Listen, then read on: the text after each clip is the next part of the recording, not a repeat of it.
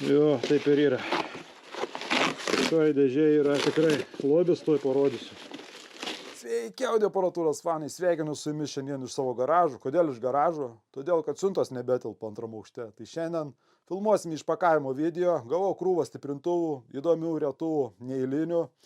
Ir apie tai bus filmuojamas video, pažiūrėsime, kas paslaptingose dėžėse.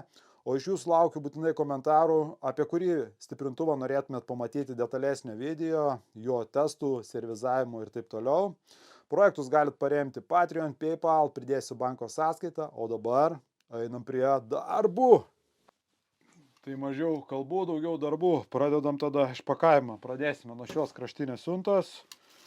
Žiūrim, ką turim. Bandykim šiek tiek atsargiau. Pažiūrėsim, ką rasim. Pats nežinau visuose dėžėse, kas yra, kas supakuota. Bus tokių ir įdomesnių daiktų, bus ir tokių ir paprastesnių šiek tiek. Štai matau, pačioj pradžioj matosi kaip ir CD grotuvas. Pirmoj pakuotėj. Tai dabar tuoj pažiūrėsim, kas čia per CD grotuvas.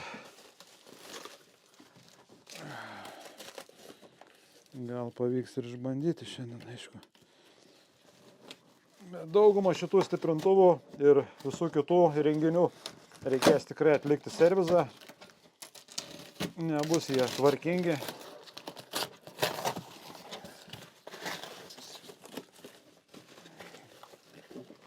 Na, kas pirmoji dėžė. Traukiam ir žiūrim. Kas. Tai šitoje dėžėje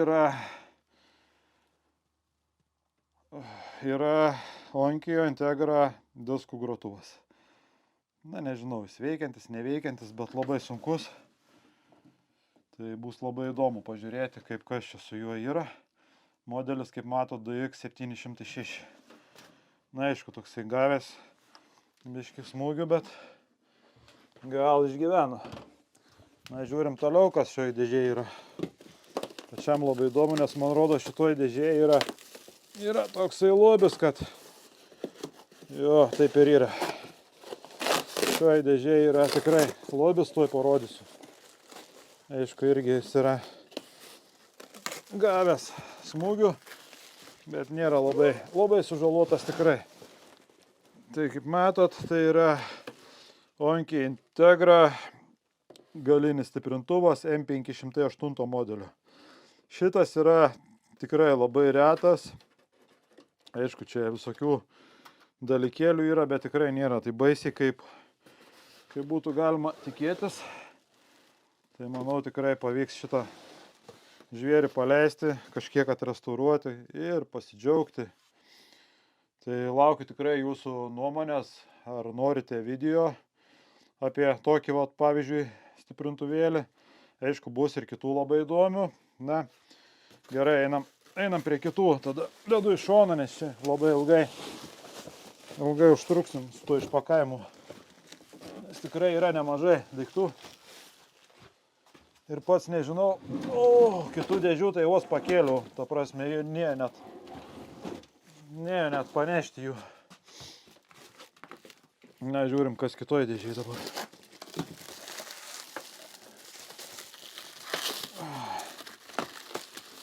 Pakuosim.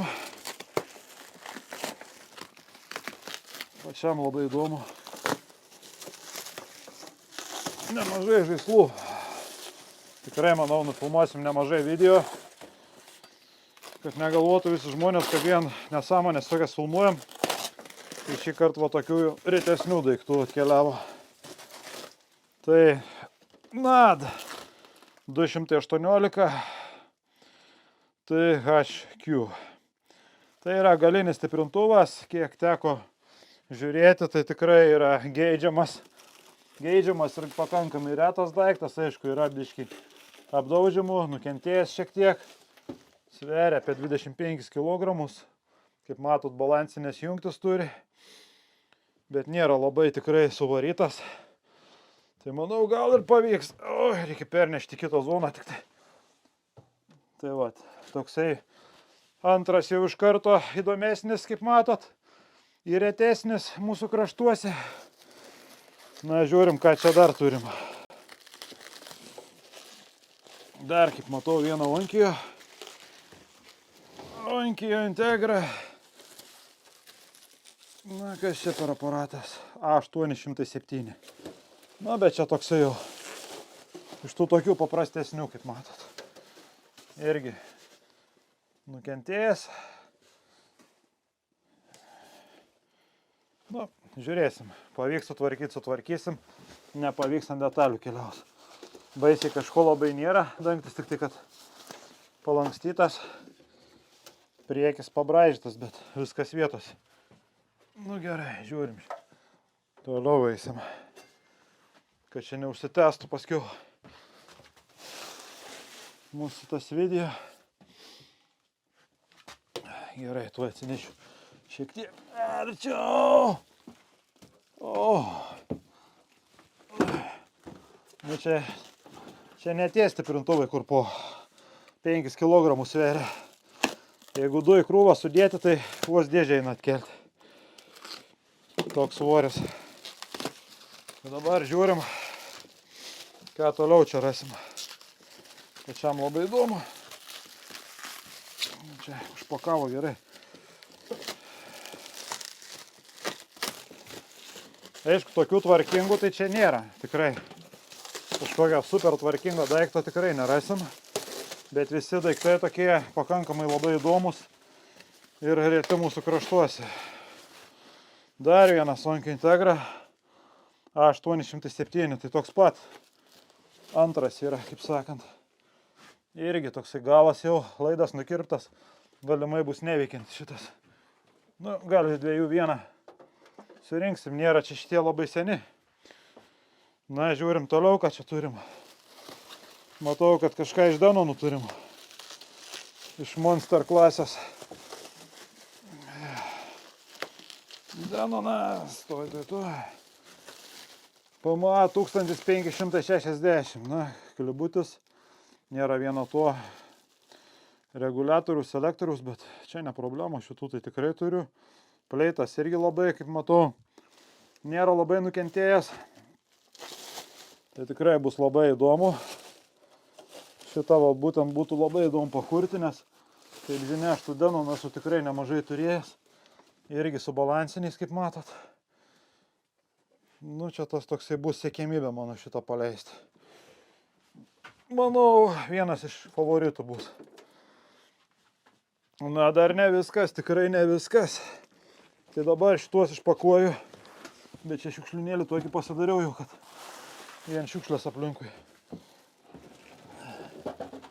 O čia, nežinau, per kamerą matosi, yra toliau šiek tiek Danon AVC A10. Tai dabar turiu 5 berods tokius stiprintuvus. Tai irgi čia dėl tranzistorių, kadangi A klasės stiprintuvus gaminam su Edvardu Bielskiu. Na, Edvardas Bielskis yra suprojektavęs. Tai ant dalių dėl tranzistorių kažką panaudosim. Gal kažkurį vieną susitvarkysiu savo pasiliksiu, nes esu turėjęs daug, bet niekad kažkaip jie neužsibūdavo. Pas mane kažkas prizyzdavo ir gaudavau parduoti. Tai dabar galvoju, vieną tikriausiai pasiliksiu savo. Irgi. Tai būtinai parašykit, apie kurį norit video, tai apie kurį daugiausiai sulauksiu užklausų. Tai nuo to ir pradėsim tada. Nes tikrai čia filmavimam, tai čia per vasarą visų tikrai nenufilmuosim, nes kaip žinia, krūva visokių kitokių projektų vykdau. Irgi noriu kažką pasibaigti, nes dabar tiek esu pradėjęs, o nei vieno darbo nepabaigiu. Vien dėl to, kad dabar tokiam lygi, kad pastoja vis tų daiktų tokių įdomių gaunu. Nu, čia jau vargšas kažkoksai. Iš vargšų kategorijos. A500 Cambridge'as. Nu, nežinau, toks nukentėjęs. Gal atkelsim, bet čia iš tų pigiųjų. Visiškai pigus, kur tik naujesnis, bet nelabai įdomus. O, šitas buvo kibirkščių, man rodos. Mano draugas bandė jį paleisti ir jisai davė kibirkščių. Tai šitokį Danoną esu turėjęs kažkada. PMA 920. Na, čia iš tų tokių paprastesnių jau. irgi labai jau nukentėjęs tas dangtis. Greičiausiai plokštė yra sudeformavus. Prisilietė, užtrumpina gal saugiklius, tik tai nukalę bus. Bet va, ir svoris va jau. Čia šitas iš 7 kg kategorijos yra. Nu ir žiūrim toliau. Yra vienas toksai retesnis aparatas ant grindų. Tokį patį panašaus modelio buvau gavęs nesenai. GoPro užsikrovinėja. Su GoPro irgi filmavau iš priekio. Tęsiam filmavimą. Tai kaip minėjau, čia yra vienas iš Technicsų, labai aukštos klasės. Aš panašų buvau gavęs dovanų ant dalių nesenai.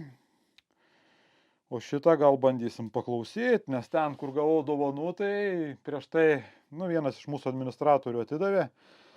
Tai jis ten buvo priremontuotas, jau buvo kažkas rusiškų tranzistorių prilitavę, tai net nebandžiau tai tvarkyti, išardžiau, nes kadangi juose stovi maitinimas su OFC transformatoriais be orio vario, tai ant dalių pasilikau, labai yra gerų tikrai aukštos klasės komponentų. Tai būtent dėl to priėmiau tokį sprendimą. O dabar žiūrim tada, kaip jis atrodo iš priekio. Štai taip jis atrodo. Tai yra čia SU VX800 modelis šito. Na ir kaip mato, trūksta vieno reguliatoriaus, kuris perjunginėja selektorių, bet aš kadangi turiu šitos linijos tokį patį panašų, tai ten tie patys reguliatoriai, tai tikrai ne problema, tikrai atkelsim, jeigu norėsim. Netgi jaučiu, pleitas bus tas pats panašiai. Tai va tokie dar išpakavimai ir dar turiu vieną stiprintuvą, kuris, nežinau, kokia čia stoja bus, nes kadangi jis yra iš šiukšlių maišo įdėtas. Čia netikėtas buvo radinys, tai labai daug nesitikiu, bet tikiuosi, kad pavyks paleisti jį, nes, kaip žinia, esu labai Tulės fanas didelis, o čia yra IA100 iš senosios laidos, tai šitie ypač reti yra. Taip, vidus, kaip žiūriu, dabar labai tvarkingas, gal užteks ir išplauti. Tai ir svoris. Įdomu labai, kuo skiriasi nuo tos linijos, kur aš turiu, kur man patinka, kur labai gerai tikrai groja. Reikės bandyti žiūrėti, nes čia vieni iš pirmųjų Tulės stiprintuvų. Tikrai labai įdomus ir labai reti. Kažin kaip groja, labai įdomu. Tai va, tokie šiandien išpakavimai. Dabar eisim dar šiek tiek, jeigu kam įdomu, apžiūrėsim įrašus, ką sugavęs, ką klausau dabar pabaigai. Stiprintuvų dabar neardysim, nes yra beviltiška tiek stiprintuvų išardyti ir pažiūrėti, kas jų viduje. Laukiu jūsų komentarų būtinai, parašykit, apie ką norit video, nes tai yra labai svarbu. Būtinai tada galėsim kažką pradėti nuo kažkurio projektą, kažkurį daryti, restauruoti, valyti plokštės, paleisti, ir tikėkime, kad užgros, o nebus dūmų kalno. Einu dabar, pakalbėsiu šiek tiek apie įrašus. Pažiūrim, kurią nors dėžutę šiek tiek, ką čia gero esam gavę, ką čia negavę. Žinau, ar gerai matosi tik tai. Tai va, tokie va įrašai. Aš pirku didesniais kiekiais. Turiu draugų, kaip žinia, visur pasaulyje, Europoje.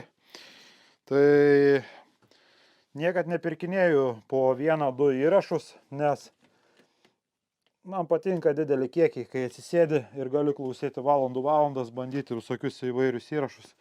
Aš būtent įsirenku tada į savo kolekciją, kas man patinka, tinka. Kas nepatinka, būna draugam padovanoju ir taip toliau, būna visokių variantų. Tai dabar galim pažiūrėti, iš karto matau vieną įrašą, kurį turėjęs esu. Tai kaip matot, Freddie Mercury ir Montserrat Caballé.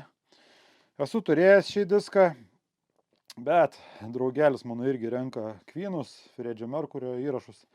Tai jam teko parduoti, tai aišku, iškeliavo į geras rankas, bet šį kartą atguls pas mane, pažiūrim. Apdulkėjęs, nėra įbrėžimų, tik tai matau, kad senai stovi. Kas čia?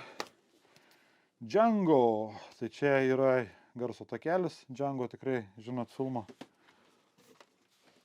Šiaip žiūrim, dabar čia pirmą kartą atidarau šitą dėžę, jinai nebuvo nei užpakuota, kai gavau.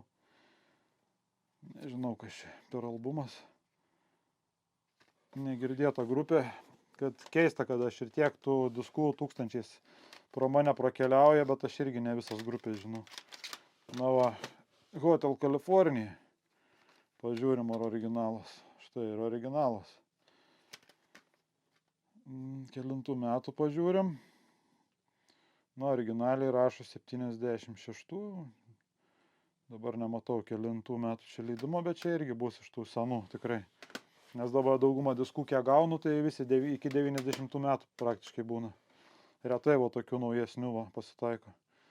Rodas Stewartas. Nieko nesakau, Rodas Stewartą irgi turiu savo kolekciją. Irgi apdulkėjęs tik tai. Parašykit komentarų, su kuo diskus valot. Aš tai valau su specservietėlėm dabar sutradęs. Princas. 3 diskų setas. Nežinau, aš nesu fanas kažkaip Princo. Yra neblogų albumų, bet tikrai ne tas atlikėjas, kur man ten už širdies griebtų klausyti. Aš geriau Adelės paklausyčiau. Šitas beje vienas iš geresnių man irgi patinka. Irgi. Visi tokie sudulkėję, matos, kad vieno žmogaus buvę. Leona Lewis, na nežinau, šito irgi nėra tokie iš mano tų mylimų atlikėjų, bet labai tvarkingi, 2 diskai. Paklausysim, pažiūrėsim. Tom Jonesas irgi toks įdomesnis. Yra tikrai labai įdomių, seniau neklausydavau, galvodavau, kad ten tik tai tos nuvalkėtos dainos jo yra geros, bet dabar atradau, klausau tikrai. Dar pažiūrim, kas čia geria. Brandon Flowers, nežinau, čia kas čia. Čia irgi nežinau. Tokių būna labai daug, atrandu. Atrandu neklausytų ir labai įdomių. Good, bad. Čia nežinau, kas šitas. Irgi nežinomas. Jackie Brown. Nu, įdomu bus. Elvis Costello, šitą žinau. Tai tiek apie įrašus, daugmaž susidarėt įspūdį, kaip tuos įrašus gaunu, kokie įrašai būna, kiek eina atsidėti. Dabar kiek peržiūrėjom, tai gal vieną diską, gal 2 kažkur tai savo pasiliksiu. Nėra taip, kad aš ten renku viską iš eilės, kadangi man labai yra aktualu, kaip skamba. Aš renkuosi tik labai gerai skambančius diskus, kadangi pats modifikuoju, kas mane stebite, matėte CD grotuvus, įvairią kitą techniką. Man netinka, kad ten turėti, kad turėti. Na, laukiu jūsų komentarų. Šiam kartui tiek. Parašykit, nori daugiau video apie diskus, norite apie stiprintuvus. Tai laukiu jūsų komentarų ir iki.